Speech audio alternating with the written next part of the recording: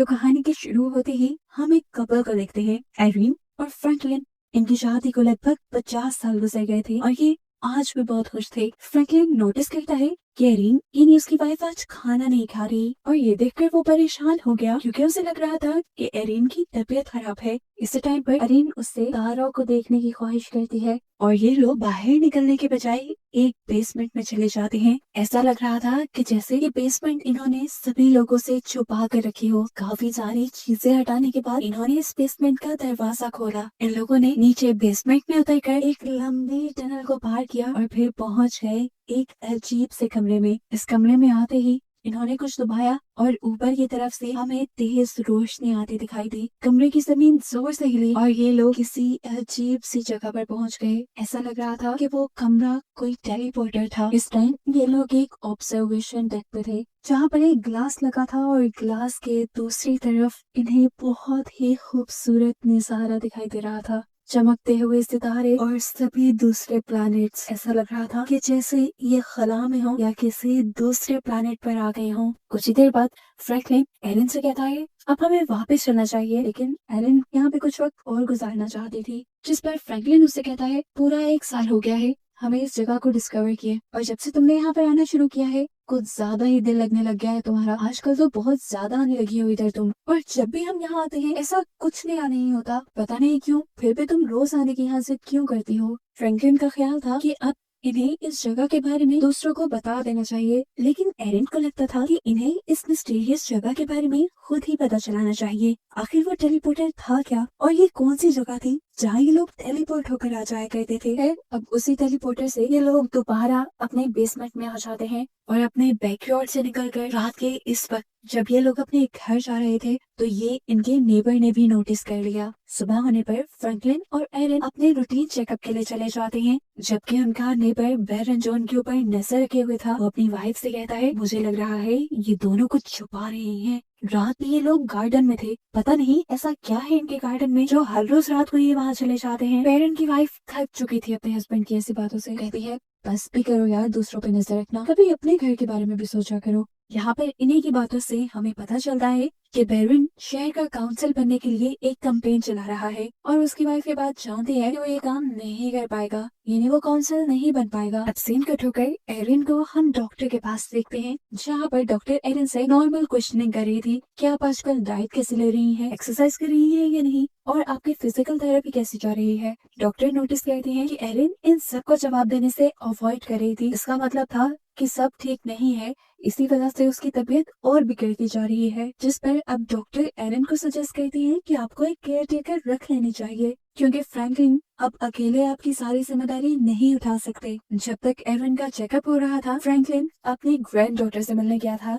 जिसका नाम है डेनिस। डेनिस उन दोनों को लेकर बहुत ज्यादा परेशान थी क्योंकि उनके नेबर यानी बैरन ने सोशल मीडिया के जरिए उसे बताया था कि हर रोज रात को ये दोनों कहीं चले जाते हैं। इस टाइम डेनिस उससे कहती है अगर हो सके तो आप लोग को घर शिफ्ट कर लें, लेकिन इस चीज के लिए भी फ्रैंकलिन नहीं मानता। यहाँ पर एरिन एक केयर होम आती है अपनी पुरानी फ्रेंड से मिलने के लिए जिसे एमनीसिया था, यानी भूलने की बीमारी थी। एरिन ने अपनी इस दोस्त को टेलीपोर्टर के बारे में बताया था लेकिन वो तो भूल चुकी थी इस सारी किस्से के बारे में। इसी केयर होम में एरिन को चंद्रा नाम की एक केयर टेकर भी मिलती है। खैर फ्रैंकलिन और एरिन रात में काफी देर से घर पहुंचते हैं और इनकी गैर मौजूदगी में बैरन जो कि इनका नेबर है वो उनके बैकयार्ड में घुस चुका था, ये पता चलाने के लिए कि हर रोज वो ओल्ड कपल वहाँ क्यों जाया करता था। यहाँ पर घर आने के बाद एरिन भी फ्रैंकलिन से कहती है कि अगर मैं मर गई तो तुम फौरन इस घर का सेल कर देना। आज शायद खुद भी एरिन की दिमागी हालत सही नहीं थी, वो आधी रात में उठती है और फ्रैंकलिन के लिए एक लेटर लिखती है जिसके बाद वो अपनी खुफिया बेसमेंट में चली गई। आज उसने फैसला कर ही लिया था कि वो बाहर की दुनिया देखेगी जिसे वो हमेशा ग्लास के पीछे से ही देखा करती थी। इससे पहले कि वो वहाँ का खुफिया दरवाजा खोलती उसे अपने पीछे टनल के अंदर एक लड़का सिसकता दिखाई देता है। उसकी हालत काफी अजीब हो रही थी। डर गई एरिन इससे पूछती भी है कौन हो तुम, लेकिन ये लड़का कोई जवाब नहीं देता। सुबह का वक्त भी हो चुका था। फ्रैंकलिन एरिन को सारी जगह देख रहा था। जब वो उसे नहीं मिली तो उसने बाहर गार्डन में देखा, वहाँ पर एरिन उसे कांपती कांपती नजर आई। वो डरी हुई लग रही थी। फ्रैंकलिन उठाकर उसे अंदर लेकर आया। तब एरिन ने उसे बताया कि मैंने उस टनल के अंदर एक जिंदा इंसान को देखा है। फ्रैंकलिन को उसकी बात पे यकीन नहीं आ रहा था। वो खुद चेक करने के लिए टनल में गया जहाँ वाकई ही उसे वो लड़का मिल भी गया। फ्रैंकलिन ने जैसे ही उसे हाथ लगाया तो फ्रैंकलिन के हाथ खून से भर गए। फ्रैंकलिन इस लड़की को उठाकर अपने घर में ले आया और यहाँ आकर जब इन दोनों ने लड़के के जख्म की पट्टी करना चाहिए तो इन्हें उसके जिस्म पर कोई जख्म दिखा ही नहीं। फ्रैंकलिन को लगा ये बस एक आम इंसान है और शायद शराबी है, शराब पीकर छुपने के लिए यहाँ कहीं आ गया होगा। लेकिन एरिन उससे कहती है लीव करो, ये मुझे ऑब्जर्वेशन डेस्क से ही मिला है। फ्रैंकलिन अब इस आदमी के बारे में पुलिस को इन्फॉर्म करने वाला था, लेकिन तब एरिन उसे रुकती है और कहती है सुनो, हो सकता है कि इस अजनबी का ताल्लुक उसी मिस्ट्री से हो, उसी टेलीपोर्टर से हो जो हमें टेलीपोर्ट करके एक दूसरी दुनिया में ले जाता है। हमें पुलिस को इसके बारे में नहीं बताना चाहिए, इसीलिए ये दोनों अब इस आदमी को उठाकर ऊपर एक कमरे में ले जाते हैं। इतनी देर में पुलिस भी आ जाती है क्योंकि फ्रैंकलिन तो पुलिस को पहले ही रिपोर्ट कर चुका था। अब पुलिस के आने पर फ्रैंकलिन बहाना लगाता है कि वो आदमी भाग गया, लेकिन ऑफिसर तो फिर भी घर की तलाशी लेना चाहता था। तब एरिन उसे अकेले में ले जाकर बताती है कि फ्रैंकलिन को दिमागी बीमारी है, उसे आजकल खुद ब खुद फजूल चीजें नजर आने लगी हैं, शायद इसलिए उसने आपको कंप्लेन कर दी होगी। वैसे हमारे घर पे कोई भी नहीं आया। और ये बात सुनने के बाद पुलिस ऑफिसर वहाँ से चला जाता है। इस सब के बाद सीन यहाँ से कट होता है और अब एक नए शहर के अंदर हम दो नए कैरेक्टर्स से मिलते हैं, एस्टेला और उसकी बेटी टॉनी। टॉनी अपने मॉम के साथ खाना खाने के बाद रूम में जाने के बजाय घर से बाहर चली जाती है क्योंकि बाहर उससे मिलने के लिए उसका क्लास फेलो आने वाला था। ये लोग भी इनके घर के पास बने ही एक बैकयार्ड में जाते हैं जो एक चर्च से कम नहीं लग रहा था। यहाँ पर टॉनी इस लड़के के करीब आने की कोशिश करती है, लेकिन ये लड़का टॉनी को दूर करके उससे कहता है मैं यहाँ तुमसे मिलने नहीं आया, असल में मुझे पता चला है कि तुम्हारे ग्रैंडपा किसी कल्ट का हिस्सा थे और मैं तो बस इसी चीज की इन्वेस्टिगेशन करने आया था। ये सुनकर टॉनी का दिल टूट गया और इतने में ही टॉनी की मॉम भी यहाँ आ गई जो डांटते हुए इन सबको यहाँ से भगा देती है और फिर चुपके से एक अजीब से कमरे में जाती है, बिल्कुल ऐसे ही टेलीपोर्टर में जैसा हमने फ्रैंकलिन के घर पे भी देखा है। यहाँ गई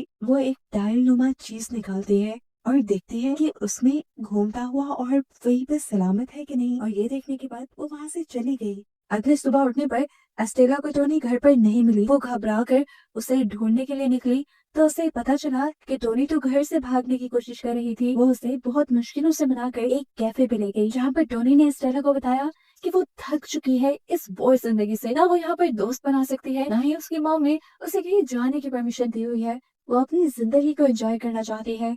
इसके जवाब में एस्टेला कहती है मैं जानती हूँ ये सब करना काफी मुश्किल है, लोगों से दूर रहना, अपने अपने में रहना, ऐसे काम करना भी बहुत मुश्किल हो जाता है, लेकिन ये सब हमारी मजबूरी है क्योंकि हमारी पूरी फैमिली एक मिशन पे है, हमें चैपल की हिफाजत करनी है। पहले तुम्हारे ग्रैंडपा ये काम करते थे, अब मैं करती हूँ और वक्त आने पे ये तुम्हें भी करना पड़ेगा। अभी वो यही बात कर रही थी कि उसके मोबाइल पर एक अलर्ट आया कि उसके चैपल में कोई घुस आया है। तेजी में ये लोग घर पहुंचे तो चैपल का दरवाजा भी खुला हुआ था, लेकिन वहाँ कोई नहीं था। एस्टेला अब हाथ में गन पकड़े घर की तरफ बढ़ी क्योंकि जो कोई भी था वो अब तक घर में घुस चुका होगा। वहाँ जाने पर उसे पता चलता है ये तो कॉर्नेलियस था, उनका ही जानने वाला जो चैपल के बारे में भी सारी हकीकत जानता था। वो यहाँ आकर एस्टेला से पहला सवाल यही कहता है कि क्या तुम टोनी को ट्रेन कर भी रही हो कि नहीं। यहाँ पर हम देखते हैं कि एरिन और फ्रैंकलिन को उस अनजान आदमी के पास से जो बैग मिला था ये लोग उसकी तलाशी ले रहे थे, जिसमें कुछ गोल्ड कॉइन्स, एक टैबलेट की तरह की कोई चीज और एक बुक थी। बुक के अंदर एक फोटो भी थी जिसके नीचे गैब्रियल लिखा हुआ था। ये काम करते हुए उन्हें उस अनजान आदमी के कमरे से आवाजें आने लगती हैं। वो देखते हैं कि ये लड़का यहाँ से भागने की कोशिश कर रहा था, लेकिन जब एरिन ने उसे टच किया और उसे महसूस हुआ कि उस लड़के को बुखार है तो वो उसे दोबारा बेड पर लिटा देती है। एरिन अब उसके लिए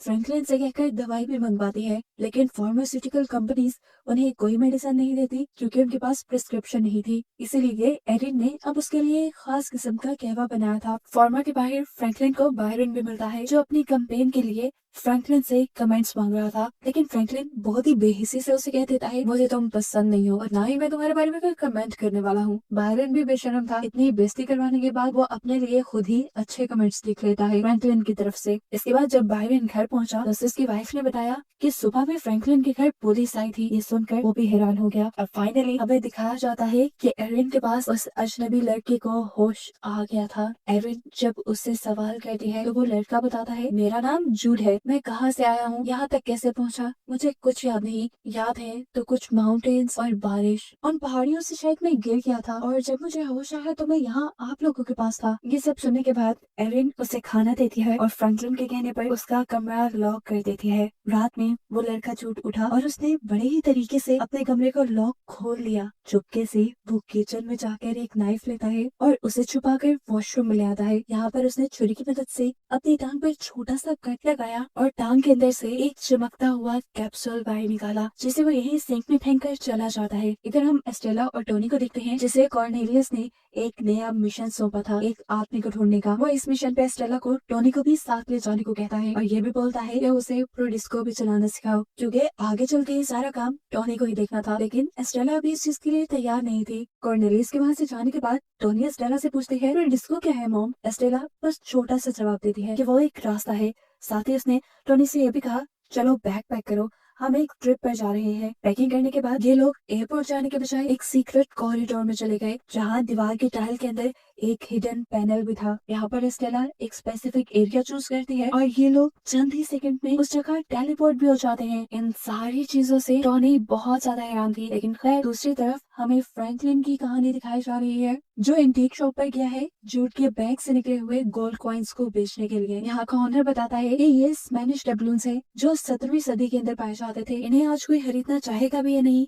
वो ये नहीं बता सकता। घर आने पर एरिन और फ्रैंकलिन देखते हैं कि उनके घर की लाइट्स बुरी तरह फ्लिकर कर रही थी। उन्हें लगा कि इस सब के पीछे जूट होगा, लेकिन जूट तो अपने कमरे में था। ये लोग अब जूट को बाहर घुमाने फिराने का फैसला करते हैं, लेकिन कार का सफर करते ही जूट को वॉमिटिंग होना शुरू हो गई। इन सारी अजीबोगरीब चीजों से अब फ्रैंकलिन काफी ज्यादा थक गया था। उसने अब फैसला किया कि वो जूट को अपने साथ नहीं रखेगा, इसलिए वो जूट को सुबह सुबह अपनी कार में बिठाकर एक बस स्टेशन ले जाता है और कुछ पैसे देते हुए उसे कहता है कि दूर चले जाओ हमारी जिंदगी से। जूट ने यहाँ उसे कोई जवाब नहीं दिया, पैसे पकड़े और कार से निकल गया। इससे पहले कि वो किसी बस में बैठ जाता, फ्रैंकलिन के दिमाग में कोई सोच आई और उसने आवाज देकर जूट को रोक लिया। घर पर हम देखते हैं कि एरिन जूट के ही कमरे की तलाशी ले रही थी, जहाँ उसे एक जार के अंदर एक अजीब चमकता हुआ स्फीयर मिला। वो हैरान थी, ये चीज क्या हो सकती है। इसे चेक करने के लिए वो जब सोफे पर बैठकर उस चीज को टेबल पर रखती है, तो हैरान कुन तौर पर उसके नीचे से टेबल ही गायब हो जाता है।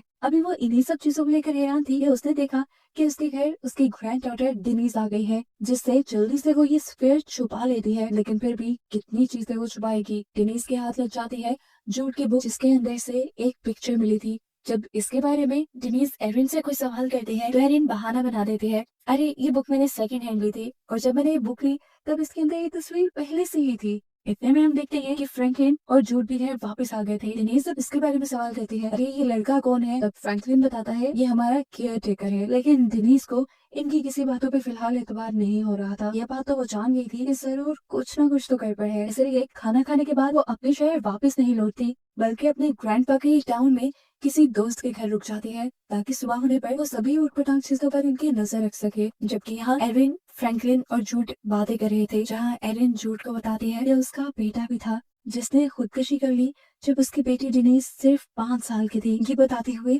एरिन थोड़ा उदास हुई थी। उसकी उदासी को कम करने के लिए जूट अब उसे बताता है कि बुक में जो आपको गैब्रियल नाम के बंदे की पिक्चर मिली है, असल में वो मेरे डैड है और वो मुझे तब छोड़ गए थे जब मैं बहुत छोटा था। जूट को लगता है कि उसे यहाँ पर स्पेशली भेजा गया है अपने डैड को ढूंढने के लिए। एरिन कहती है, अगर ऐसी ही बात है तो मैं उसे ढूंढने में तुम्हारी मदद जरूर करूंगी। यहाँ बाथरूम में दिखाया जाता है कि फ्रैंकलिन को उनसे सनी हुई वही छुरी नजर आई जिससे जूट ने अपनी टांग पे कट लगाया हुआ था। साथ ही उसे सिंक में वो कैप्सूल भी नजर आ गया। उसने जब टैप ऑन की हुई थी तब वो कैप्सूल और उसमें से निकली हुई चीजें ऐसे जगमगाने लगी थी जैसे वो स्टार्स हों। वो इन सारी चीजों को देखना चाहता था, इसीलिए वो टैप बंद करता है, लेकिन अनफॉर्चुनेटली वो सारी चीजें भी, यानी वो ग्लोइंग ऑब्जेक्ट्स भी पानी के साथ बहकर चले जाते हैं और वो कुछ दिख नहीं पाता। यहाँ पर अब बायरन अपने कैंपेन्स के पोस्टर्स लगा रहा था, लेकिन तभी उसे कमेटी से कॉल मिलती है और उसे एक बुरी खबर ये दी जाती है कि वो अब अपनी कैंपेन को आगे रन नहीं कर सकता, क्योंकि उसके कैंपेन पेपर्स पे बहुत से लोगों के फेक सिग्नेचर्स मिले हैं। और ये तो हमने देखा भी था, जैसे फ्रैंकलिन के सिग्नेचर्स ने खुद कर दिए थे। अब चलाने को कैंपेन तो थी नहीं बायरन के पास, उसने सोचा तो कुछ और ही कर लिया जाए। कुछ और क्या करना था। फ्रैंकलिन के घर के बारे में तो हमेशा से उसे सस्पेंस रहता था, इसीलिए चला गया वो फ्रैंकलिन के शेड में, जहाँ उसे फाइनली वो सीक्रेट डोर भी मिल गया, जिसके अंदर वो सीक्रेट टनल और टेलीपोर्टर था, जो टेलीपोर्टर बहरन ने भी देख लिया, लेकिन अभी इसकी सच्चाई उसे नहीं पता। सुबह होने पर यहाँ पे जूड वही ग्लोइंग स्फीयर लेकर गार्डन में आ जाता है, जो ग्लोइंग स्फीयर एरियन को मिला था। गार्डन में गड्ढा खोदते हुए वो जब इसे छुपा रहा था तो तब बैरन ने भी उसे देख लिया। अब जो पहले ही शक में रहता था वो जूड से हजारों सवाल करने लग गया। जूड भी उसकी ज्यादा चीजों का जवाब नहीं देता और उसे कहता है कि मैं फ्रैंकलिन का केयर टेकर हूँ। यहाँ देखने को मिलता है कि फ्रैंकलिन जूड का कॉफी मग लेकर पुलिस स्टेशन आया है, क्योंकि उसने जो कुछ बाथरूम में देखा था उसके बाद उसे जूड पे शक होने लगा था। वो एक नॉर्मल इंसान उसे नहीं लगता था। वो ये सारी बातें पुलिस ऑफिसर को बताता है और उनसे रिक्वेस्ट करता है कि आप इसके फिंगरप्रिंट्स का पता चलाएं। देखिए इस सबके पीछे जरूर कोई सीक्रेट छुपा है। लेकिन पुलिस ऑफिसर भी उसकी बात सुनकर हंसने लग जाते हैं और कहते हैं एरियन तुम्हारे बारे में सही कह रही थी, तुम्हें सच में उठपटांग के ख्याल आने लगे हैं, तुम्हें अपनी सेहत का ख्याल रखना चाहिए। जबकि यहाँ दूसरी तरफ एरिन और जूड गए थे एक लाइब्रेरी गैब्रियल का पता चलाने के लिए। वो गैब्रियल की फोटो लाइब्रेरियन को देते हैं और उससे कहते हैं कि क्या आप ऑनलाइन इस आदमी को ढूंढकर पता चलाने में हमारी मदद करेंगी। लाइब्रेरियन भी इनकी मदद करती है और उसे एक पुराने न्यूज़पेपर के जरिए पता चलता है कि जूड के फादर को काफी सालों पहले किसी जुर्म में अरेस्ट कर लिया गया था और अब उन्हें एमनीसिया भी है, यानी भूलने की बीमारी भी है। यानी जूड अपने बारे में अपने फादर से भी पता नहीं चला सकता था कि वो कौन है, कहाँ से आया है और यहाँ क्यों है। अब सब लोग घर पर वापस आ जाते हैं। यहाँ पर फ्रैंकलिन और एरिन की लड़ाई होने लगी है, क्योंकि एरिन ने पुलिस से फ्रैंकलिन के बारे में झूठ बोला था कि वो पागल हो गया है।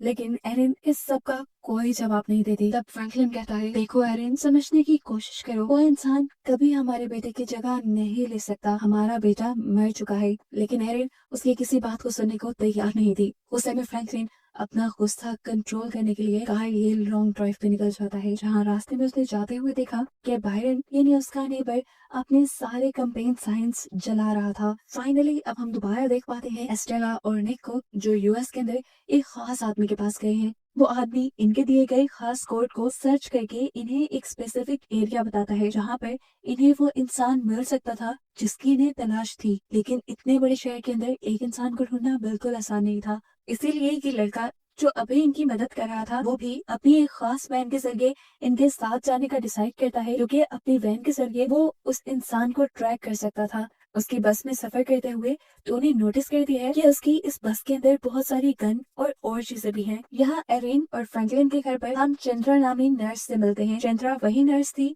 जो एरिन के फ्रेंड के केयर होम में हमें मिली थी। उसे केयर होम से निकाल दिया गया था क्योंकि उसने वहाँ पर रहने वाले लोगों की चीजें चुराई थी और अब वो जॉब ढूंढने के लिए एरिन के घर आई है। लेकिन यहाँ आने के बाद ये देखकर वो उदास हो गई कि जूड पहले से ही उनके केयर टेकर के तौर पर काम कर रहा है। ये बात जानने के बावजूद भी वो एरिन को अपना बिजनेस कार्ड दे जाती है और जाने से पहले वॉशरूम यूज करने के बहाने वो इधर उधर ढूंढती है कि शायद उसे चुराने के लिए कुछ कीमती मिल जाए। इनके जाने के बाद हम देखते हैं कि फ्रैंकलिन के लिए इनके घर एक कॉल आई थी। फ्रैंकलिन घर पे नहीं था तो कॉल उठा लेता है जूड। दूसरी तरफ इंटेक शॉप वाला बात कर रहा था, जिसे फ्रैंकलिन जूड के गोल्ड कॉइन देकर आया था। अब क्योंकि शॉपकीपर को उसका एक बायर मिल गया था, इसीलिए वो फ्रैंकलिन से पूछता है क्या तुम उसे बेचना चाहते हो। जाहिर सी बात थी वो कॉइन जूड के थे। जूड उसे बेचना नहीं चाहता था और ये भी फील नहीं करवाना चाहता था कि वो चोरी होकर उस दुकान में पहुंचे हैं। वो प्रिटेंड करता है जैसे वो फ्रैंकलिन का बेटा हो और कॉइन्स को बेचने से इनकार कर देता है। फोन बंद करने से पहले जूड ने उसे बोला क्या मुझे बायर का नंबर मिल सकता है। उसे लग रहा था कि वो कॉइन्स खरीदने वाले जरूर उसके डैड हो सकते हैं, लेकिन जब वो बायर के नंबर पे कॉल करता है तो उसे बताया जाता है कि उसने रॉन्ग नंबर पे कॉल किया है, क्योंकि वहाँ कोई गैब्रियल रहता ही नहीं। इनकी बातों के दौरान हम नोटिस करते हैं कि ये लोग लेटन में बात कर रहे हैं और कुछ बातें तो ऐसी भी हैं जो ऑस्ट्रेलिया और कॉर्नेलियस के दरमियान भी हुई थी। फिर फोन कट जाता है और रात भी हो जाती है। रात होने पर जब जूड अपना टैबलेट पूरे घर में तलाश करता है तो वो उसे कहीं नहीं मिल रहा था और तब उसे लगा कि जरूर चंद्रा ही उसे चोरी करके ले गई होगी। इसीलिए वो एरिन से चंद्रा का बिजनेस कार्ड लिए उसे ढूंढने के लिए निकल जाता है। अब क्योंकि रास्ते उसे यहाँ के पता नहीं थे, चंद्रा को तो ढूंढ नहीं पाया, लेकिन एक बार में चला गया जहाँ पर दिनेश भी थी। यहाँ दिनेश के साथ वो काफी एंजॉय करता है और थोड़ी ही देर में शहर के रंग में ढल जाता है। फाइनली अब तो उसने स्टेज पे परफॉर्म करने का भी डिसाइड कर लिया था। वो जब लैटिन में एक स्लो सॉन्ग गाता है तो सारे एकदम उसे देखने लग जाते हैं। किसी को समझ नहीं आ रहा था वो गा क्या रहा है, लेकिन वो बहुत खूबसूरत गा रहा था जिसे सब एंजॉय कर रहे थे। और फिर गाना खत्म करने के बाद जब उसने सबको देखा तो उसे अपना आप बहुत वियर्ड लगने लगा, अजीब लगने लगा। इसीलिए डेनिस की नजर से बचते हुए वो बाहर से चला गया। यहाँ पर गेमिंग जोन में हमें दिखाया जाता है कि फ्रैंकलिन और बायरन दोनों स्नूकर खेल रहे थे। तब बायरन फ्रैंकलिन से कहता है, अच्छा नहीं किया तुमने मेरे साथ अथॉरिटीज को मेरी कंप्लेन करके। फ्रैंकलिन कहता है, मैंने कौन सी कंप्लेन की तुम्हारी? बायरन भी हैरान था, क्या तुमने वो कंप्लेन नहीं की मेरी, तुम्हारे झूठे सिग्नेचर करने वाली? जिस पर फ्रैंकलिन उसकी गलतफहमी दूर कर देता है, अरे नहीं, मैंने ऐसी कोई कंप्लेन नहीं की। यही बातों ही बातों में इन दोनों के दरमियान काफी अच्छी बॉन्डिंग हो जाती है। पहले जो ये दुश्मनों की तरह रहते थे, अब इनके दिल से वो धूल हट रही थी। यहीं पर ये काफी ज्यादा ड्रिंक भी करते हैं और ड्रिंक करने के बाद बायरन फ्रैंकलिन को बता देता है कि मैंने तुम्हारे शेड के अंदर वो सीक्रेट डोर और सीक्रेट टनल देख ली थी। फ्रैंकलिन कोई अजीब रिस्पॉन्स नहीं देता, ऐसा भी नहीं फील करवाता कि जैसे वो उसे छुपाना चाह रहा था। वो बल्कि उससे कहता है, अगर तुम उसे और भी देखना चाहो तो मैं तुम्हें दिखाने के लिए राजी हूँ। एरिन के घर पर ना तो अभी तक झूठ वापस आया था और ना ही फ्रैंकलिन। रात काफी हो गई थी, उसे भी खौफ आने लगा, इसलिए अपनी कार निकालते हुए वो उन दोनों को ढूंढने के लिए शहर में निकल गई। अब जैसे ही वो घर से निकली, फ्रैंकलिन तो वापस आ गया बायरन के साथ और उसको घर पे ना देखते हुए वो बायरन को ले गया शेड के अंदर, जहाँ पे वो टेलीपोर्टर था। टेलीपोर्टर में जाने के बाद वहाँ पहले तो कुछ भी नहीं हुआ, जिससे बायरन को लगने लगा किसी पागल या संगी इंसान ने अपने एंजॉयमेंट के लिए ये सब बनाया होगा। दूसरी तरफ जो के इस टाइम खाली रोड पे चल रहा था, एकदम से उसके पीछे पुलिस की कार आ गई। पुलिस उसे अरेस्ट नहीं करने आई थी, लेकिन पता नहीं क्यों उसे ऐसे लगा कि पुलिस उसके पीछे है, इसीलिए उसने भागना शुरू कर दिया। और पुलिस को भी गलत फहमी हुई कि झूठ कुछ गलत करके भाग रहा है, इसीलिए पुलिस उसे अरेस्ट कर लेती है। जिस टाइम पुलिस उसे अरेस्ट कर रही थी, एरिन भी अपनी कार लेकर वहाँ आ गई। अब पुलिस क्योंकि उसे पुलिस स्टेशन ले गई थी, इसलिए एरिन भी झूठ के पीछे पीछे पुलिस स्टेशन आ गई। पुलिस बताती है कि झूठ हमसे डरकर भाग रहा था, इसीलिए हमने उसे अरेस्ट किया। वो क्यों भाग रहा था, इसी चीज की एक्सप्लेनेशन एरिन भी झूठ से मांगती है। तो तब एरिन बताता है कि मेरी पूरी जिंदगी एक बंद कंपाउंड के अंदर गुजरी है, जहाँ पर मुझे एक मिस्टीरियस दरवाजे की रखवाली करनी थी, जो कहाँ खुलता था, कहाँ जाता था, मुझे कुछ पता नहीं था। वो किस लिए थे, उन्हें किसने बनाया था, ये तक कोई नहीं जानता था। वो बहुत पुराने थे। झूठ बताता है कि आप लोगों को भी उस टेलीपोर्टर से जो प्लेनेट नजर आता है वो सिर्फ एक वेस्टलैंड है, जहाँ जाते ही लोग मर जाते हैं। झूठ कहता है, मैं वहाँ रहकर थक गया था, मुझे घुटन होने लगी थी वहां रहते रहते, इसलिए मैं वहां से भागना चाहता था। और जब मैंने वहां से भागने की कोशिश की तो मुझे तब एक गार्ड ने रोकना चाहा, जिसके पेट पे मैं बार बार स्टैब करके वहां से भाग आया। इसीलिए तो जिस दिन जूड एरिन और फ्रैंकलिन को मिला था, उसके जिस्म पे खून लगा था। जूड बताता है कि अगर मेरी ऑर्गेनाइजेशन के किसी भी इंसान ने मुझे ढूंढ लिया तो वो मुझे फौरन ही मार देंगे। लेकिन जूड को मरना नहीं था, उसका एक मिशन था। उसे लगता था उसके डैड भी इसी दरवाजे से भाग कर आए हैं, इसीलिए वो भी अब अपने डैड यानी गैब्रियल को ढूंढना चाहता था। और पुलिस से डरकर वो सिर्फ इसलिए भागा था क्योंकि उसे लग रहा था पुलिस उसकी ऑर्गेनाइजेशन के साथ मिली हुई होगी। इतनी नई बातें तो पुलिस को भी नहीं पता थी, इसीलिए एरिन पुलिस वालों को अपनी मीठी मीठी बातों में भिला फुसला कर जूड को छुड़वा लेती है। यहाँ दिखाया जाता है कि टोनी और एस्टेला अपने साथी के साथ एक वीरान जगह पे रुके हैं, जहाँ पे एक बहुत बड़ा सा ट्रांसमिशन टावर भी है। इसी ट्रांसमिशन टावर को हैक करने के लिए उनका साथी उसके ऊपर चढ़ रहा था। काफी क्रेजी था ये सब, लेकिन फिर भी एस्टेला टोनी से कहते हैं, तुम ऐसी किसी भी चीज की पिक्चर सोशल मीडिया पर अपलोड नहीं करोगी। अभी एस्टेला के साथी ने अपना काम यहाँ पे पूरा किया नहीं था कि यूटिलिटी वर्कर यहाँ आ गया, जिसने उन दोनों को देख लिया। ऐसे में उनका कोई भी जो सीक्रेट था वो रिवील हो सकता था, इसलिए एस्टेला बड़ी आसानी से उसको बेहोश करके बांध के अपनी कार में डाल देती है। इसके बाद निक यानी एस्टेला के साथी का काम पूरा होने के बाद ये लोग अपना सफर दोबारा शुरू कर देते हैं। थोड़ी ही दूर जाने पर एस्टेला ने निक को यानी अपने साथी को रास्ता बदलने को कहा। उसे समझ नहीं आई, लेकिन एस्टेला ने जंगल के पास गाड़ी रुकवा दी और गाड़ी से उतरकर दरख्तों के अंदर की तरफ चलने लगी। यहाँ चलते हुए उसे बहुत कुछ याद आ रहा था। फ्लैशबैक में दिखाया जाता है कि एस्टेला यहाँ पर अपने फादर के साथ आ चुकी है, पहले किसी मिशन के लिए, जहाँ मिशन में उसे तो सिर्फ रेडार को कंट्रोल करने का काम दिया गया था, लेकिन वो डरते हुए गाड़ी से बाहर भी निकल आई थी और उसने इन्हीं जंगलों में अपने डैड का पीछा किया था, जो एक लड़की के साथ जबरदस्ती कर रहे थे, उसे अपने साथ ले जाने की कोशिश कर रहे थे। लेकिन जब वो लड़की उनकी बात नहीं मानती तो एस्टेला के डैड उसे शूट कर देते हैं, जिसके बाद एस्टेला उनकी मदद करती है उस लड़की को वापस उसकी गाड़ी में डालने में, और ये दोनों मिलकर उस कार को पानी में गिरा देते हैं। ये वो दिन था जब एस्टेला को पता चला था कि ये उसकी ड्यूटी है किसी सीक्रेट चीज की हिफाजत करना और उसके लिए कुछ भी कर जाना एस्टेला की ड्यूटी थी। और अब आने वाले दिनों में यही ड्यूटी तो टोनी को भी संभालनी थी। इसीलिए हम देखते हैं कि निक टोनी को गन चलाना सिखा रहा है। यही बातों ही बातों में निक टोनी को ये भी बताता है कि वो उसके डैड के बारे में जानता है, जिसके बारे में एस्टेला ने टोनी को कभी नहीं बताया था। सीन कट होकर हम दोबारा एरन और फ्रैंकलिन को देखते हैं जो डॉक्टर के पास गए हैं। इस मरतबा डॉक्टर एरन की प्रोग्रेस से काफी खुश है क्योंकि उसकी तबीयत में काफी सुधार आया है। और ये सब हो रहा था जूड की ही वजह से, जिसने एरन को उसके मरे हुए बेटे के सदमे से बाहर निकालने में मदद दी थी। जिस टाइम पर फ्रैंकलिन और एरन हॉस्पिटल थे, उनके पीछे से डेनिस उनके घर पे आ जाती है और मिलती है जूड से। वो जूड से बुक में मिली हुई पिक्चर के बारे में सवाल करती है क्योंकि वो जानती थी वो पिक्चर जूड की ही है। जिस पर जूड जवाब देता है, तो मेरी फैमिली के बारे में जानना चाहती हो ना? मेरी फैमिली एक कल्ट है। ऑब्वियस सी बात है, डेनिस तो क्या झूठ ये बात किसी को भी बता देता तो कोई भी उस पर यकीन न करता। घर आने पर फ्रैंकलिन बेरिन को एक कैमरा देकर आता है। इस कैमरा के अंदर उस टाइम की फोटोज थी जब ये लोग टेलीपोर्टर के जरिए किसी दूसरी जगह गए थे। मुझसे कहता है, नहीं था ना तुम्हें मेरी बात पे यकीन? इन पिक्चर्स को डेवलप करो और सारी सच्चाई देख लो। इसके बाद एरिन और जूड जाते हैं चंद्रा के घर क्योंकि जूड को लग रहा था कि चंद्रा ने ही जरूर उसका टैबलेट चुराया है। एरिन यहाँ पर उसे बातों में लगाती है और जूड को मौका मिल जाता है उसके घर की तलाशी लेने का, जहाँ उसे अपने टैबलेट के साथ साथ एक नेकलेस भी मिलता है जिसके अंदर वैसे ही डिवाइस लगी हुई थी जो डिवाइस जूड ने अपनी टांग से निकाली थी। और उसने जिस बातें होकर चंद्रा से पूछा, बताओ किसका है ये? यहाँ पर इन लोगों को यह भी पता चल गया था कि चंद्रा ने अपने पेशेंट से बहुत सारी चीजें चुराई थी। एरिन चंद्रा से कहती है, देखो मैं इस बात को सीक्रेट रखूंगी, किसी को नहीं बताऊंगी कि तुमने चोरियां की है, अगर तुम ये बता दो कि तुम्हें ये नेकलेस कहाँ से मिला है और ये नेकलेस किसका है। लेकिन चंद्रा यहाँ पर उसे कोई जवाब नहीं देती, इसीलिए जूड और एरिन वहाँ से चले जाते हैं और जूड गाड़ी में बैठकर एरिन को बताता है ये कैप्सूल एक तरह का ट्रैकर है जो हमारे अंदर लगाया जाता है, इसीलिए मैंने इस ट्रैकर को निकाल दिया था। जबकि वो टैबलेट वो एक की है उस खास दरवाजे की जिसकी ये लोग हिफाजत करते हैं और जिसके बारे में अभी तक ज्यादा कुछ बताया भी नहीं गया। यहाँ हम देखते हैं कि बायरन फ्रैंकलिन के दिए गए कैमरे की फोटोज डेवलप कर लेता है और सारी सच्चाई जान जाता है कि वो लोग सच में उस टेलीपोर्टर के जरिए किसी ऑब्जर्वेशन डेक में किसी दूसरे प्लैनेट पर चले जाते हैं। उसे इस बात पे बिल्कुल यकीन नहीं आ रहा था। वो फौरन इंटरनेट पर बैठ के इन चीजों के बारे में सर्च करना शुरू करता है, जहाँ उसे बहुत सी थ्योरीज मिलते जाती हैं टेलीपोर्टेशन के बारे में, लेकिन किसी पे भी यकीन करना मुश्किल था। और अपनी रिसर्च करते हुए उसे फाइनली एक इम्पॉसिबल डोर नामी थ्योरी के बारे में पता चलता है, जिस थ्योरी के मुताबिक इम्पॉसिबल डोर को अर्जेंटीन नामी एक बंदे ने 17वीं सदी में बनाया था। यहाँ जब फ्रैंकलिन अपने घर आया तो उसने शेड का डोर खुला पाया। अंदर जाकर उसने देखा कि बायरन उस मिस्टीरियस दरवाजे के ऊपर काम कर रहा था जिसके जरिए ये लोग हमेशा टेलीपोर्ट होकर कहीं और पहुंच जाया करते थे, लेकिन अभी तक वो इस दरवाजे को खोलने में कामयाब नहीं हो पाया। तब फ्रैंकलिन यहाँ पर आकर उसकी मदद करता है और दीवार में से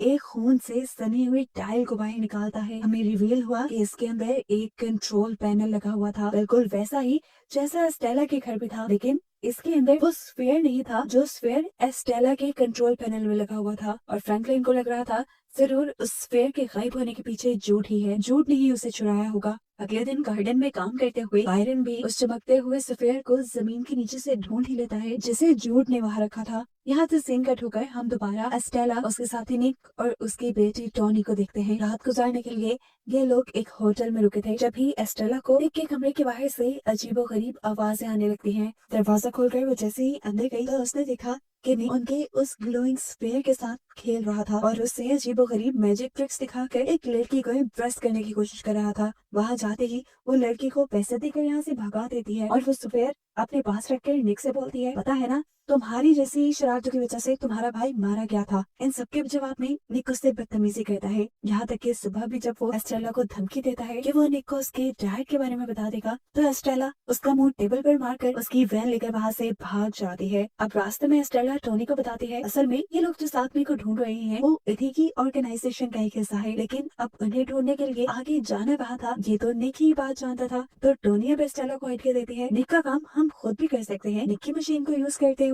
सिंह कट होकर हम जूड को देखते हैं जो डेविस के साथ एक आदमी के पास आया था, क्योंकि ये चंद्रा का बताया हुआ ओल्ड मैन था जिससे उसने वो ट्रैकर वाला कैप्सूल लॉकेट चुराया था। जूड को लगता था कि वो नेकलेस उसके डैड का होगा और जरूर वो इस नेकलेस की मदद से अपने डैड का पता चलवा लेगा। लेकिन उस आदमी के घर जाकर तो पता चला कि वो लॉकेट उस आदमी के भी डैड का था, जो कि एक ट्रक ड्राइवर थे। एक दिन ट्रक चलाते हुए किसी अनजान आदमी ने उनसे मदद मांगी, उन्होंने लिफ्ट भी दे दी और फिर उस अनजान आदमी ने अपने टांग को काट कर उसके अंदर से ये कैप्सूल निकाल कर इस ट्रक में छोड़ दिया और फिर वो भाग गया। ये सुनकर जूड की सारी उम्मीदें खत्म हो गई थी कि अब वो अपने डैड गैब्रियल को कैसे ढूंढेगा, क्योंकि ट्रैकर तो वो एक अनजान ट्रक में उतार कर छोड़ गए थे। घर पर फ्रैंकलिन को बायरन एक स्फेयर दिखाता है। ये वही स्फेयर था जो उस कंट्रोल पैनल के अंदर रखना था। बायरन तो बहुत एक्साइटेड था इसे ट्राई करने के लिए, लेकिन फ्रैंकलिन नहीं। फ्रैंकलिन उससे कहता है तुम अकेले ही इसे ट्राई कर लो। इसलिए बायरन खुद ही शर्ट के अंदर चला जाता है वो सफेयर उस कंट्रोल पैनल में डालने के लिए। लेकिन सफेयर को कंट्रोल पैनल में डालने के बाद भी वहाँ कुछ नहीं होता। यहाँ पुलिस स्टेशन में जूड की काफी सारी इलीगल एक्टिविटीज की पुलिस को रिपोर्ट मिली थी। हालांकि हम जब से जूड को देख रहे हैं तब से तो उसने ऐसा कोई गलत काम नहीं किया। अब पुलिस ऑफिसर एरन के घर जाते हैं जूड को अरेस्ट करने के लिए। एरन भी ये सब देखकर हैरान थी। जूड को बचाने के लिए वो ऑफिसर से झूठ बोल देती है कि कल रात उसने शराब पी थी, इस वजह से मैंने उसे जॉब से निकाल दिया। पुलिस ऑफिसर के जाते ही यहाँ पर जूड और डेनीज आ जाते हैं। यहाँ पर जूड एरिन को बताता है कि मुझे सालों पहले की अपने डैड की एक लोकेशन पता चली है, हो भी सकता है कि मेरे डैड मुझे मिल जाए। यहाँ पर एरिन अब उसे ये भी बताती है कि तुम्हें ढूंढते हुए पुलिस ऑफिसर्स भी आए थे, जो कि तुम्हारे खिलाफ बहुत सी क्रिमिनल एक्टिविटीज रिपोर्ट की गई हैं, जिन्हें देखकर जूड हैरान हो जाता है और एरिन को बताता है कि ये जरूर मेरी ऑर्गेनाइजेशन का काम है, क्योंकि वो मुझे पकड़ना चाहते हैं, वो चाहे पुलिस के जरिए हो या किसी भी और जरिए। ये सब बताने के बाद जूड अब डेनीज और एरिन के साथ अपने डैड की तलाश में चला जाता है, जबकि घर पर फ्रैंकलिन को एक कॉल आती है उन्हीं सिक्कों को खरीदने के बारे में जो जूड के चुरा कर वो एक इंटीक शॉप पे ले गया था। इस मर्तबा उन कॉइन्स को खरीदने के लिए एक बायर आया था जो पोटेंशियली उसे खरीदना भी चाहता था और ये भी जानना चाहता था कि आखिर इतने रेयर कॉइन्स फ्रैंकलिन को मिले कहाँ से। इस चीज का जवाब तो फ्रैंकलिन के पास था नहीं, इसलिए नर्वस होकर उसने फोन काट दिया। ठीक इसी टाइम पर बायरन भी उसे बुलाने के लिए आ गया, क्योंकि वो उसे बताना चाहता था उसने टेलीपोर्टर के साथ एक जनरेटर लगा दिया था। वो ऑर्ब उस दिन इसलिए नहीं चला था क्योंकि उसके अंदर पावर कम थी। जैसे ही वो इस ऑर्ब को जनरेटर से एनर्जी देता है, एकदम से एक बहुत बड़ी शॉकवेव पूरे एरिया से गुजरती है। हर जगह की लाइट्स फ्लिकर करने लग जाती हैं, कुत्ते भी भौंकना शुरू हो जाते हैं, कार के अलार्म भी बजने लगे, यहाँ तक कि एस्टेला और टॉनी जिस ट्रक के अंदर थे उस ट्रक में भी ये शॉक वेव फील की गई थी। खैर यहाँ दिखाया जाता है कि फाइनली अब उस टेलीपोर्टर के जरिए फ्रैंकलिन और बायरन उस ऑब्जर्वेशन डेक के अंदर पहुंच चुके हैं, जहाँ पर फ्रैंकलिन और एरिन कई मर्तबा आए हैं। बायरन ये सब अपनी आंखों से देखकर हैरान था। सामने का नजारा बहुत खूबसूरत था। फ्रैंकलिन यहाँ बैरन से कहता है कभी भी मेरे अंदर इतनी हिम्मत नहीं आई कि मैं इस ऑब्जर्वेशन डेक से बाहर ही चला जाऊं, लेकिन अब मैंने सोच लिया है कि मैं बाहर जरूर जाऊंगा। मैं पिछले कई सालों से एक स्पेस सूट बनाने की कोशिश कर रहा था, लेकिन मैं उसे आज तक बना नहीं पाया। बायरन से कहता है कोई बात नहीं, अब हम उसे मिलकर कंप्लीट करेंगे। अब इसी स्पेस सूट को कंप्लीट करने के लिए वो एक शॉप पे जाकर कुछ डाइविंग सूट की चीजें लेता है और फिर घर आकर टूल्स लेने लग जाता है, जहाँ पर उसकी वाइफ से उसका झगड़ा भी हो गया, क्योंकि काफी दिन से बायरन ना तो घर पे नजर आता था और ना ही वो घर की किसी चीज पे इंटरेस्ट ले रहा था। इनकी इन्हीं बातों के दौरान बायरन को पता चल जाता है कि काउंसिल में उसके खिलाफ रिपोर्ट करने वाली और कोई नहीं बल्कि उसकी वाइफ ही थी। यहाँ हम एस्टेला को देखते हैं जो शहर के अंदर जूड के मिसिंग पोस्टर्स लगा रही थी। ऐसा करते हुए उसे पुलिस ऑफिसर देख लेते हैं और ऐसे में एस्टेला बुरी तरह घबरा जाती है। टोनी सिचुएशन संभालने के लिए एस्टेला से लैटिन में बातें करने लगी और ऑफिसर कुछ भी ना समझ आने पर कंफ्यूज होकर वहां से चला गया और फाइनली इन दोनों की जान इस पुलिस वाले से तो बची। खैर इसके बाद ये लोग एक होटल रूम में आ जाते हैं, जहाँ टोनी ने सोशल मीडिया चेक करते हुए जूड की एक वीडियो देखी। ये उस टाइम की वीडियो थी जब जूड ने बाहर में गाना गाया था। ये देखते ही एस्टेला को होप मिली कि उसे जूड बस मिल ही गया है। वो अब अकेले इस सारे मामले को इन्वेस्टिगेट करने का फैसला करती है। बार में जाने पर एस्टेला को जूड के बारे में तो पता नहीं चलता, लेकिन जूड के छोड़े हुए एक कार्ड के बारे में जरूर पता चल जाता है जो चंद्रा का था। असल में जब वो चंद्रा को ढूंढने के लिए निकला था तो तब उसका कार्ड वो इसी बाहर में छोड़ गया था। अब एस्टेला मिलना चाहती है चंद्रा से, यानी उसी नर्स से, जहाँ वो जब नर्स से जूड के बारे में पूछती है तो चंद्रा उसे ये कहकर कोई जवाब नहीं देती कि जब तक तुम मुझे पैसे नहीं दोगी तब तक मैं तुम्हें किसी के बारे में कुछ भी नहीं बताऊंगी। असल में इस वक्त चंद्रा के पास बिल्कुल भी पैसे नहीं थे और उसने सोचा क्यों ना एस्टेला को ही बेवकूफ बना लिया जाए। एस्ट्रेला के पास उस टाइम पैसे नहीं थे, इसीलिए वो होटल वापस आई पैसे लेने के लिए, जहाँ उसे मिल गया कॉर्नेलियस, जो उससे अपडेट लेने के लिए आया था कि आखिर वो अपने मिशन पे पहुंची कहाँ तक। एस्ट्रेला भी कॉर्नेलियस को सारी बात बता देती है कि उसे एक वीडियो के जरिए एक बार का पता चला था जहाँ पर झूठ था, वहाँ से उसे एक कार्ड मिला है और उस लड़की के घर जाने पर वो लड़की बिना पैसे दिए कुछ बताने को मान ही नहीं रही। अब कॉर्नेलियस उनके साथ जाता है और चंद्रा को कुछ गोल्ड कॉइन्स देता है, लेकिन चंद्रा ये कहते हुए उन्हें दूसरी तरफ फेंक देती है कि मुझे क्या पता ये असल भी है कि नहीं, मुझे सिर्फ कैश अमाउंट ही चाहिए। ये सुनकर कॉर्नेलियस को भी गुस्सा आ गया और वो उसके पास जाकर उससे टॉर्चर करने लगा। उसने चंद्रा को तब तक टॉर्चर किया जब तक चंद्रा ने उसे झूठ की लोकेशन नहीं बता दी, और उसके बाद उसने चंद्रा को मार कर उसे की कार में डालकर उसकी कार को जला दिया। ये देखकर पीछे खड़ी एस्टेला और टोनी दोनों घबरा चुकी थी। खैर दूसरी तरफ अब हम जूड, एरिन और डेनिस को देखते हैं, जो उस जगह पर पहुंचे थे जिस जगह के बारे में उस आदमी ने बताया था कि ट्रक ड्राइवर ने शायद यहाँ गैब्रियल को यानी जूड के डैड को ड्रॉप किया होगा। यहीं आसपास इन्हें एक घर मिल जाता है जहाँ पर ये लोग गैब्रियल के बारे में इन्वेस्टिगेट करना शुरू करते हैं और मालूम होता है कि हैना नामी लड़की गैब्रियल के साथ रिलेशन में थी, लेकिन आज से 15 साल पहले बिना कुछ बताए गैब्रियल उसे छोड़कर चला गया। ना उम्मीद होकर इन्हें वापिस से जाना था,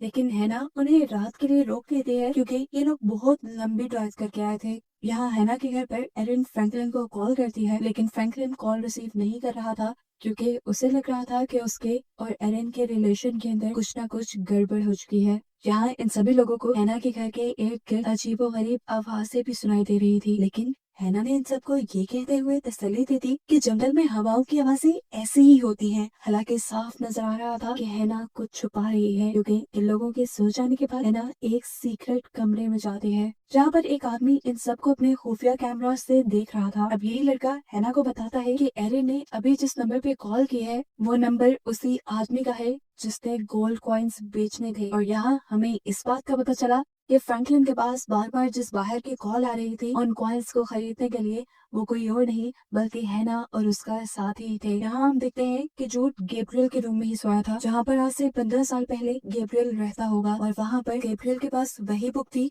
जो आज के टाइम पर जूड के पास भी थी। इस बुक के अंदर बहुत सारे नोट्स बनाए गए थे, बहुत सारी लाइंस को अंडरलाइन किया गया था। सीन कट होकर अब हम फ्रैंकलिन और बायरन को देखते हैं जहाँ फाइनली बायरन अपना स्पेस सूट कंप्लीट कर चुका है और ये लोग अब उसी टेलीपोर्टर के जरिए ऑब्जर्वेशन डेक के अंदर भी आ गए हैं, जहाँ से दूसरी तरफ जाना इनका बस ख्वाब ही था जिसे अब ये लोग पूरा करने वाले थे। ऑब्जर्वेशन डेक से हर रात ये सितारे देखा करते थे, लेकिन अब दिन का वक्त था। बायरन फ्रैंकलिन को भी अपने साथ बाहर जाने को कहता है, लेकिन फ्रैंकलिन ये कहते हुए मना कर देता है कि काफी सालों से एरिन यहाँ जाने की जिद कर रही थी और ऐसा नहीं हो सकता कि मैं उसके बगैर यहाँ चला जाऊँ। अब इस ऑब्जर्वेशन डेक के बाहर जाने के बाद बायरन बहुत ज्यादा खुश था, बहुत ज्यादा एक्साइटेड था। फ्रैंकलिन रेडियो के जरिए उससे कम्युनिकेट कर रहा था और उससे कह भी रहा था तुम ज्यादा दूर मत जाना, ये ना हो कि तुम्हें कुछ हो जाए। लेकिन बायरन नहीं सुनता। वो ये कहता है कि मुझे सामने फर्नीचर नजर आ रहा है। ये कहते हुए वो आगे एक पहाड़ी के पीछे गया और फिर लौट के भी नहीं आया, यहाँ तक कि उनके सिग्नल्स भी टूट गए और फ्रैंकलिन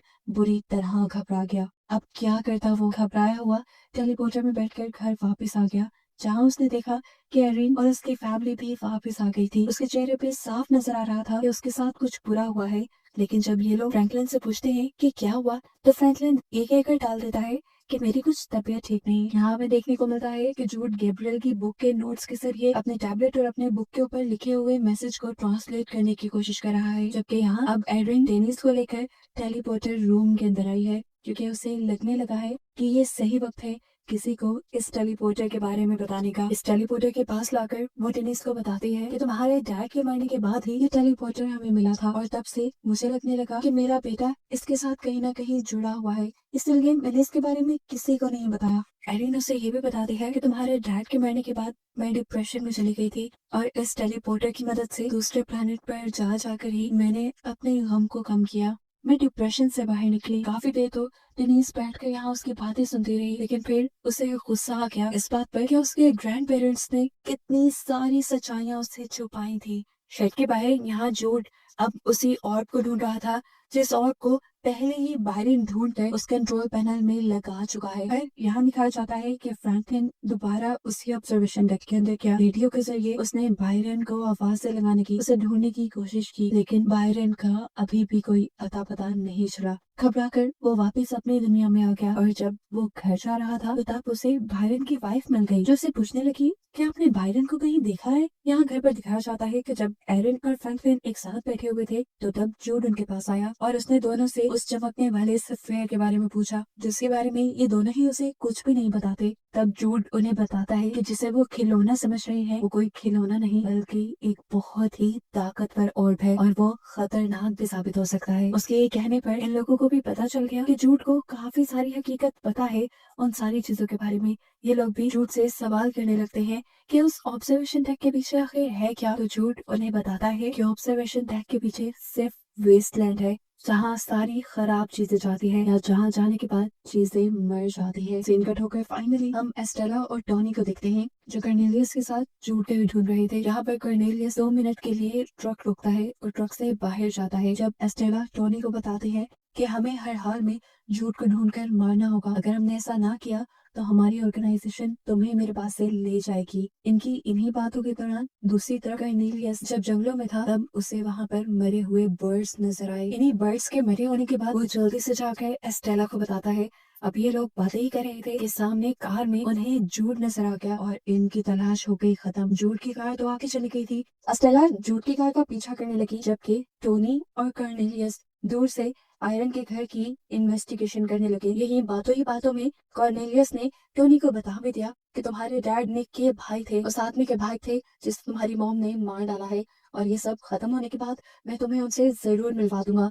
ये कहने के बाद अब ये लोग अपने मिशन पर निकल जाते हैं। टोनी आगे बढ़कर फ्रैंकलिन से बात करने की कोशिश करती है इससे पहले कि फ्रैंकलिन उससे पूछता कि तुम हो कौन। कॉर्नेलियस ने पीछे आकर उसे गन पॉइंट पे ले लिया। टोनी का सामने आकर प्यार से बात करना उनकी बस एक चाल ही थी। यहाँ हमें दिखाया जाता है कि जूड और डेनिस जहाँ रुककर बातें कर रहे थे पीछे से एस्टेला इन दोनों के ऊपर फायर कर देती है और ये दोनों ही एक कार की ओट में छुप जाते हैं। जूड ने डेनिस से कहा तुम सबसे पहले जाओ अपने ग्रैंड पेरेंट्स के पास और मुझे पीछे मुड़कर न देखना। ये कहने के बाद वो जंगलों के अंदर भाग गया और एस्टेला उसका पीछा करने लगी। डेनिस जब घर पहुंची तो उसने देखा कि फ्रैंकलिन और एरिन को पहले ही कॉर्नेलियस ने बंदी बनाया हुआ था और उसके जाने पर उसे भी बंदी बना लिया गया। इससे पहले कि अब कॉर्नेलियस इनमें से किसी को भी मार देता, एरिन डरकर बता देती है कि हमारे शेड के अंदर एक टेलीपोर्टर है। ये सुनकर वो थोड़ा हैरान हुआ और उसने अपनी गन टोनी को थमाकर खुद वो शेड के अंदर चला गया उस टेलीपोर्टर को चेक करने के लिए।